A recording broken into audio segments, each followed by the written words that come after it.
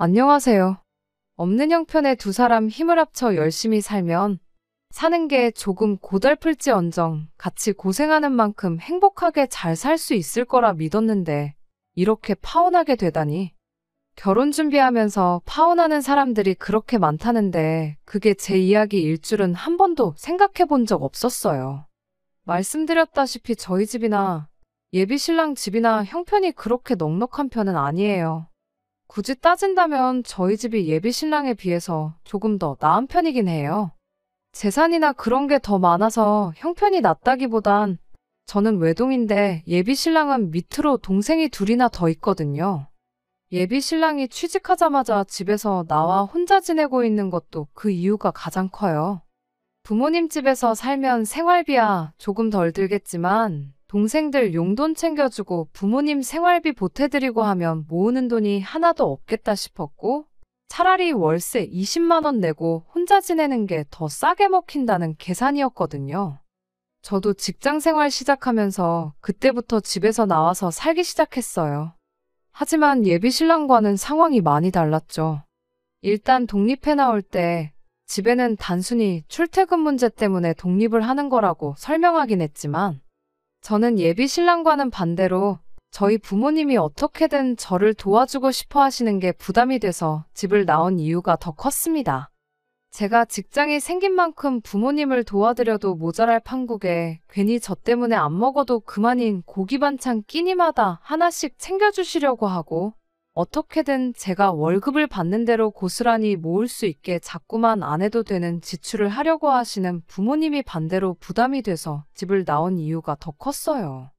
20대 중후반, 많지 않은 나이로 결혼을 결심하게 된 게 서로 각자 다른 이유긴 했지만 어쨌든 집에서 나와 독립된 인생을 살고 싶었던 이유도 컸습니다.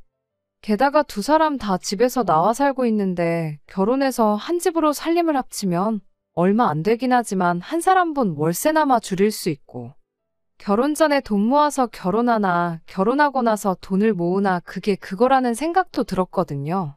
결혼하고 나서 돈을 모은다면 가정이 생긴 만큼 저희들도 더 아껴 쓰게 될 테고 양가 집에서도 결혼해서 살림 꾸리고 있는 자식들에게 경제적인 지원을 쉽게 기대하지 못할 테니까. 여러모로 결혼을 하루라도 일찍 하는 게 낫다는 판단이었습니다. 조금 이기적으로 보일지는 몰라도 일단 우리가 당장 돈 얼마 들이면서 생색내는 것보다 한 살이라도 어린 나이에 바짝 고생해서 하루라도 빨리 안정된 가정을 꾸리는 것이 당장 양가 집에 돈 얼마씩 도와주는 것보다 순서가 먼저다라고 생각을 했기 때문이에요. 그렇다 보니 결혼할 때 부모님 도움은 기대도 안 하고 있었습니다. 둘이 있는 돈 없는 돈 끌어모아 월세에 새들어 살지언정 부모님 도움 없이 두 사람 힘만으로 한번 잘 살아보자고 결혼을 준비하고 있었죠. 결혼을 이른 나이에 하기로 한 만큼 저희 주머니 사정이 넉넉한 편은 아니었습니다. 제가 모아놓은 돈이 2천에 일할 때 필요해서 구매한 중고차 한 대가 전부였어요. 예비 신랑은 현금으로만 3천을 가지고 있었고요.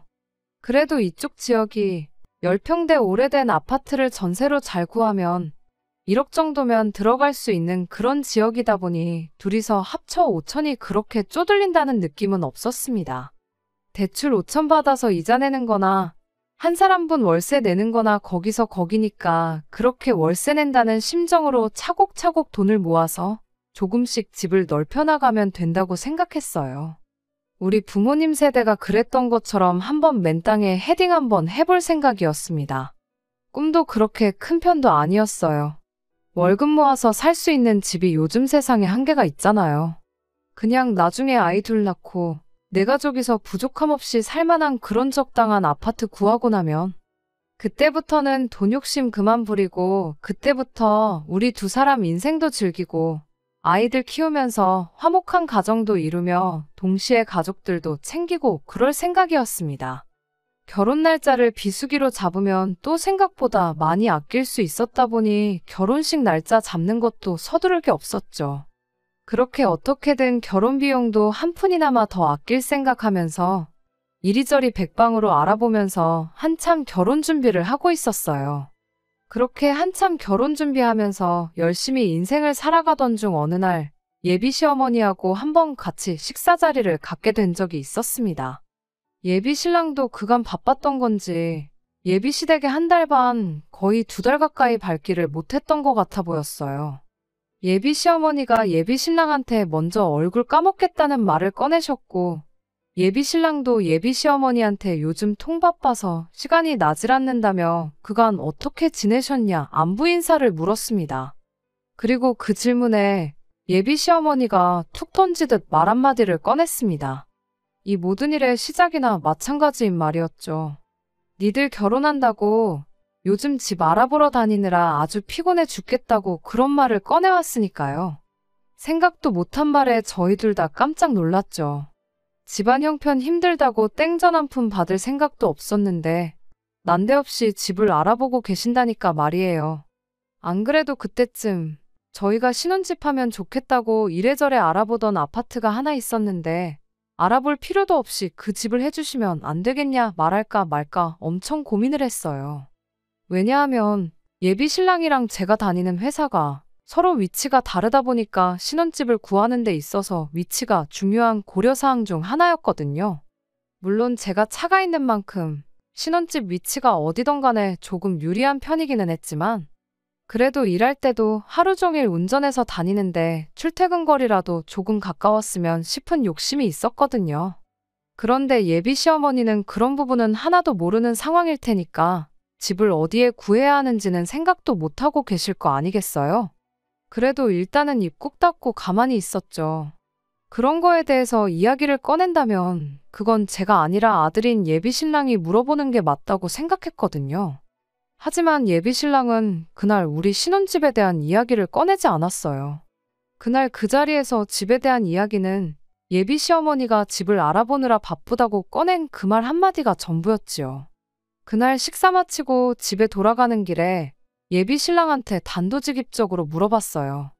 이왕 집을 해주신다는 거 우리가 알아보고 있는 그쪽 동네로 알아봐 주시면 안 되냐고 말씀드리는 게 어떻겠냐고요. 그런데 예비 신랑이 그건 좀 그렇다며 한 발 빼더군요. 예비 시어머니 예산이 얼마인지도 모르는데 너무 우리 요구사항을 먼저 말하는 게 좋아 보이지는 않는다면서요. 먼저 어머니가 집을 알아봐 오시면 그때 우리한테 해주려는 예산이 얼마나 되는지 그런 게 대충 감이 오지 않겠냐고. 우리 모아놓은 돈도 있고 대출도 받을 계획인데 그런 거 다 감안해서 예비 시어머니가 우리한테 해주려는 돈이 대략 얼마인지 감을 잡고 그때 가서 말을 꺼내도 늦지 않다는 거예요.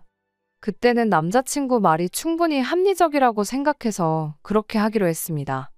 뭐 저라고 당장 2천만 원 가진 게 전부인데 거기다 대고 감이 좋다 배가 좋다 하는 것보다 나중에 결혼했을 때 시어머니와의 관계나 그런 것까지 생각해보면 일단 당장 내 의견을 고집하지 않는 게 좋다는 생각이었거든요.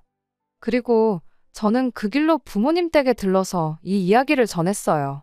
저희 부모님께서는 집까지 해준다는데 딸 자식 시집 보내는 입장에 아무것도 안 해서 보낼 수는 없지 않냐며 그 주에 노후 자금으로 준비하고 계시던 적금에 보험도 몇 개 해지해서 현금 4천만 원을 만들어주셨습니다. 예비시댁에서 신혼집을 얼마짜리를 해줄지는 모르겠지만 그래도 부모님 돈 4천에 내 돈 2천. 차 한 대 이렇게 가져가면 그래도 26 나이치고 충분히 손 부끄럽지 않게 가져가는 거라 생각했어요. 그런데 또 이렇게 부모님 지원을 받고 나니까 여유가 생긴 만큼 욕심도 생기더라고요. 부모님이 돈을 해주신 만큼 제 돈에 남자친구 돈까지 합치면 거의 1억에 가까운 거금이 되었잖아요. 예비 시어머니가 집을 해준다고 한다 치면 암만 그래도 30평대 아파트를 턱하니 해줄 형편이 안 되는 거 뻔히 아는데 해주셔봐야 저랑 예비 신랑이 알아봤던 그 10평대 아파트 정도 해주시는 게 최대일 테고 그 10평 남짓한 집에 신혼살림으로 1억을 채우는 게 사실상 말도 안 되는 일이잖아요. 예비 신랑 돈은 따로라고 쳐도 앞으로 결혼식 하면 축의금 들어올 것도 있고 결혼 비용으로 나가는 돈도 이래저래 본전은 치게 될 텐데 그렇다고 당장에 1억이나 되는 큰 돈을 그냥 통장에 묶어두고 놀릴 수도 없는 노릇이기도 했고요. 그래서 그냥 예비 시어머니가 집을 알아봐 줄 때까지 기다리는 게 아니라 아싸리 예비 시댁에서 집으로 해주려던 돈에 우리 돈까지 전부 합쳐가지고 이참에 그냥 대출도 하나 받지 않고 적당한 아파트 하나를 매매하면 좋겠다 싶었습니다. 그렇게 하면 예비 신랑과 저희 인생 계획에 있어서 몇 년은 절약하고 들어가는 거나 마찬가지였거든요. 전세로 시작해서 최대한 돈을 모아가지고 더 좋은 집으로 이사 나가는 그 계획에서 시작 단계부터 몇 단계 뛰어넘을 수 있는 건데 이보다 더 좋은 방법이 또 있겠나 싶었죠. 그렇게 예비 신랑에게 우리 집에서도 4천을 지원해주기로 했다는 그 기쁜 소식을 전하며 제 생각도 동시에 이야기했어요. 예비 신랑도 듣고 보니 제 말이 일리가 있는 소리라며 어머니가 집을 구해줄 때까지 기다리는 것보다 네 돈 내 돈 할 것 없이 전부 모아 합쳐가지고 집을 매매하는 쪽으로 이야기를 해보겠다고 기대에 차서 이야기를 해왔어요. 그런데 한국말은 끝까지 들어봐야 안다는 말이 그 말이 뭔지 딱 알겠더라고요. 예비 시어머니가 꺼냈던 니들 결혼한다고 집을 알아보고 있다던 그 말이 전후사정 생각 안 하고 맨 처음에 나온 니들 결혼이라는 그 말 한마디 때문에 저희가 착각을 했던 겁니다. 저희 결혼 때문에 집을 구하는 건 맞았지만 저희 살 집을 구해준다는 게 아니고 당신들 이사 나갈 집을 알아보고 있었던 거예요. 예비 신랑 밑으로 동생들이 지내기 좀 더 편한 곳으로 말이죠. 저희 결혼하는 건 결혼하는 거고 이사는 이사대로 따로였던 겁니다. 사실 그걸 가지고 누구 탓을 할 수는 없었어요. 우리가 김치국을 마셔도 한참 잘못 마신 거였으니까요. 하지만 저희 부모님은 그것 때문에 들고 있던 보험도 잘 모으고 있던 적금까지 깼는데 그거 생각하면 정말 저희 부모님 볼 면목이 없더군요. 집에 가서 부모님께 어떻게 말을 꺼내야 하는지도 정말 고민이었어요. 거의 2주 가까이 그 충격에 결혼 준비도 뒷전으로 미루고 걸려오는 부모님 전화도 피하고 혼자서 쓸데없는 고민하는데 시간을 허비했습니다. 그런데 막상 부모님께 이 이야기를 전하니 사정이 그런데 충분히 그럴 수도 있는 거 아니겠냐며 오히려 그냥 무심코 던진 말에 그런 착각을 할 만큼 결혼하는데 아무 도움도 못 해준 게 미안하다며 저한테 되려 사과를 하시더라고요. 그러면서 그 돈은 이미 그렇게 된 거 그냥 저 결혼하는데 보태주는 돈으로 할 테니 요긴하게 쓰라고까지 하셨죠. 정말 죄송스럽고 감사한 마음에 눈물이 다 날 지경이었습니다. 아무튼 그렇게 계획 하나가 잘못 들이킨 김칫국 한 사발 때문에 완전히 헝클어지긴 했지만 저희 부모님의 배려로 결혼 자금은 거의 2배 가까이 늘어나게 된 상황이었습니다. 원래도 제가 이천에 중고차 한 대 대충 1,000만 원 잡고 예비 신랑 돈 3천만 원 이렇게 해서 각자 3천씩 반반 결혼을 하는 거라고 생각하고 있었는데 이렇게 된 거 예비 신랑도 예비 시부모님께 어떻게 상황을 잘 설명해서 조금이나마 지원을 받아왔으면 좋겠다 싶었죠. 그렇게 되면 반반 결혼 맞춰서 하는 거니 어디서 말 나올 것도 없고 그렇게 하는 게 공평한 거니까 말이에요. 그렇게 되면 둘이 각각 7천씩 1억 4천 정도를 해오는 게 되는 거니까. 애초에 계획했던 것처럼 대출금 껴서 신혼집을 전세가 아니라 매매로 들어가면 좋겠다는 생각이었습니다. 그것만 해도 당초 저희 계획에서 한 계단 뛰어넘어 시작하는 거나 마찬가지였으니 말이죠.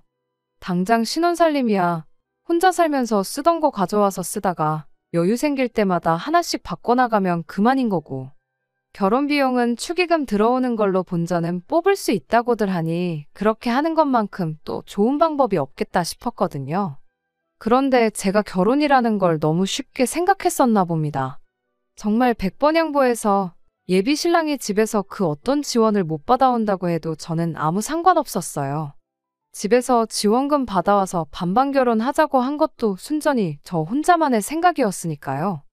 애초에 집에서 아무 지원을 받지 않고 결혼하기로 한 건데 이제 와서 집에 가서 4천만 원 받아오라고 한다면 예비 신랑 입장에서는 충분히 난감할 수도 있다는 생각이었습니다. 그러니 사실 아무 지원을 못 받아온다고 해도 그걸 가지고 예비 신랑을 원망하거나 탓할 생각이 전혀 없었어요. 그냥 4천만 원 더 대출받아서 이자 조금 더 내면 되는 일이라는 생각까지 가지고 있었죠. 그런데 혹시나 싶어서 꺼낸 지원금 이야기에 오히려 예비 신랑은 제가 생각했던 것과 정반대의 반응을 보여왔습니다. 갑자기 어디서 장남 효자병에 제대로 걸려버려가지고 온 거예요. 4천만 원 이야기를 꺼내니 되려 예비 신랑이 안 그래도 저한테 기니 할 이야기가 있었다며 입을 열었습니다. 집에서 지원을 받아오는 게 아니라 자기가 결혼 자금으로 모아놓은 3천만 원을 자기 가족들한테 주고 싶다는 거예요. 그게 무슨 소리냐 했더니 자기가 너무 돈 생각만 해서 여지껏 가족들을 너무 모른 척 했던 것 같다는 겁니다. 이제 와서 부모님이 왜 이사를 가시는 건가 생각해봤다는 거예요. 자기가 집을 나가 산 지도 어언 3년 차가 되어 가는데 동생들 편하게 해주려고 이사를 가는 거면 갔어도 진작에 갔으면 됐었다는 거죠. 그래서 그 이유를 예비 시어머니한테 여쭈어봤는데 어머님 대답이 이랬답니다. 혹시나 예비 신랑이 혼자서 사는 게 너무 고달프고 힘들면 집에 돌아오고 싶어 하지 않을까봐 이사를 못했다는 거예요. 예비 시댁이 예비 신랑이 다니는 회사랑 거리가 그나마 가까운 편이거든요. 말인즉슨 동생들 공부 때문에 이사를 하게 된다면 동시에 예비 신랑 네 회사랑 거리가 크게 멀어진다는 거죠. 그럼 예비 신랑이 혼자 지내는 게 힘들어서 집에 돌아오기로 결심했을 때 회사까지 거리가 멀어진 만큼 몸이 고생을 한다는 소리인 거고요. 그런데 이번에 결혼을 하기로 한 만큼 더 이상 남자친구가 돌아올 집이 필요가 없어진 거나 마찬가지니 그제서야 어머님이 다른 두 자식들 지내기 편한 곳으로 이사를 나갈 결심을 하셨다는 겁니다. 자기는 그간 가족들한테 돈 얼마씩 쓰게 될 게 싫어서 집을 뛰쳐나온 건데 정작 내 가족들은 자기 때문에 불편하고 힘든 거 감수하고 버티고 있었던 거 아니겠냐고. 한동안 그거 생각하니 밥도 잘 안 넘어가고 그랬다더라고요. 그러다 제가 부모님께 예비 시어머니가 알아보고 있다던 집이 우리 신혼집이 아니라 새로 이사갈 집이라던 말을 어떻게 꺼내야 하나 고민하던 그 사이에 예비 신랑은 어머님을 따라서 가족들과 새로 이사가기로 했다는 집을 따라다녀왔다는 겁니다. 위치적으로 보나 뭘로 보나 먼저 살던 집보다 좋았는데 딱 하나 마음에 걸리는 게 있었다는 거예요. 그 집에 먼저 살던 사람이 아파트가 지어졌을 때부터 여지껏 쭉 그 집에서 살았답니다. 어르신분이라 집이 썩어가는데도 아랑곳하지 않고 집 한 번 안 고치고 쭉 말이에요. 그래서 집골이 아주 말이 아니었다는 겁니다. 벽지 여기저기 가구가 놓여있던 자리 뒤쪽으로 곰팡이가 쓸어있고 샤시도 녹이 슬어서 썩어있다고 해도 무방할 정도로 말이에요. 그래서 생각한 게 얼마 못 모아놓은 자기 돈이나마 가족들한테 전부 주고 싶다는 겁니다. 그 돈으로 집 고쳐서 살라고 말이에요. 곰팡이 쓸어있는 부분은 벽지로 새로 덮는다고 나아지는 게 아니라더라고. 그게 또 건강에도 그렇게 안 좋다지 않냐면서 결혼하면서 마지막으로 가족들한테 큰 거 선물 하나 해주고 싶다는데 마음이야 이해가 가지만 어이가 없었어요. 우리가 일찍 결혼하기로 정했던 게 그만큼 빨리 가정을 꾸려서 우리 삶의 안정도 찾고 그걸 기반으로 가족들도 도와주기로 했고 그런 거잖아요. 그러니까 말인즉슨 마지막으로 도와주자는 게 아니라 시작부터 있는 돈 다 퍼주고 시작하겠다는 소리나 마찬가지였죠. 여지껏 가족들한테 땡전 한 푼 주기 싫다고 독립해 나와서 살았으면서 이제 와서 그게 후회된다고 얼마 안 되는 돈이나마 전 재산을 퍼주겠다고 하니 어이가 없었죠. 예비 신랑한테 나라고 우리 부모님 안 도와주고 싶겠냐고. 일단 우리가 먼저 자리를 잡는 게 우선이고 도와드리는 건 그 다음이 되는 거 알고 있지 않느냐고 했더니 그 말에 한다는 소리가 글쎄. 제가 부모님한테 받아온 돈 4천을 안 쓰고 돌려드리면 똑같아지는 거 아니냐입니다. 그게 무슨 어린 반푼어치도 없는 소리냐 했죠.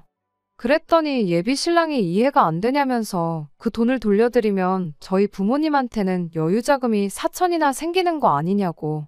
자기가 가족들한테 자기 돈 해주는 거랑 따지고 보면 똑같은 거 아니냐는 거예요. 어이가 없어서 너는 계산을 할 줄 모르는 거냐 아니면 네 편한 대로 계산을 하고 있는 거냐 한마디 따졌습니다. 애초에 없던 돈이 생긴 건데 나는 0이 되는 거고 너는 마이너스가 되는 건데 그게 어떻게 똑같을 수가 있냐고 계산 똑바로 하고 떠들라고 했죠. 멍청이가 아니고서야 계산을 그렇게 할 리가 없을 텐데 예비 신랑도 그걸 상정 못했다고 생각하지는 않습니다. 그냥 이제 와서 가족들한테 어떻게 퍼주고 싶으니 말도 안 되는 억지를 부리는 거라고 생각했어요. 아니나 다를까 예비 신랑이 입에 거품을 물면서 저한테 따지고 들더라고요. 어차피 그 돈 없이도 하기로 했던 결혼인데 이제 와서 그게 뭐가 중요하냐고요. 세상에 돈 3천씩 들고 결혼하는 사람들이 어디 있냐고.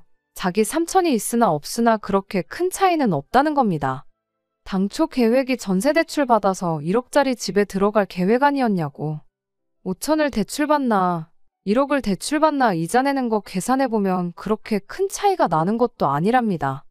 그러니 정모하면 부모님 돈도 돌려드리고 저도 제 모은 돈까지 부모님한테 드리라고. 그리고 아예 돈 빵원으로 한번 시작해보자면서 끝까지 자기 돈은 가족들을 위해 써야만 하겠다네요.